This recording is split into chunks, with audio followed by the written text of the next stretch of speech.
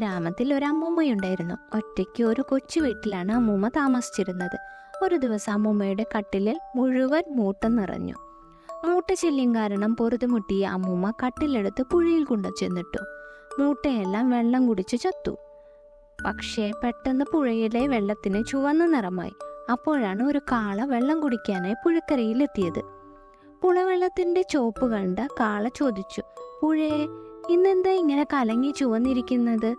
മൂട്ട ചത്തു, പുഴ ചുവന്നു. അതാ കാളയുടെ കൊമ്പും വീണു.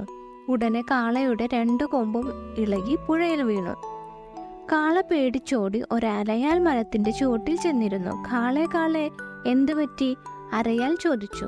അറിഞ്ഞോ, ഇനിയിപ്പോൾ നിന്റെ ഇല മുഴുവൻ പൊഴിയും. അരയാൽ ഉടനെ മൊട്ടത്തലയനായി. അരയാൽ കൊമ്പത്ത് ഒരു കാക്ക കൂടുകൂട്ടി താമസിച്ചിരുന്നു. ഇര തേടി വന്ന കാക്ക ഒറ്റ ഇലയുമില്ലാതെ നിൽക്കുന്ന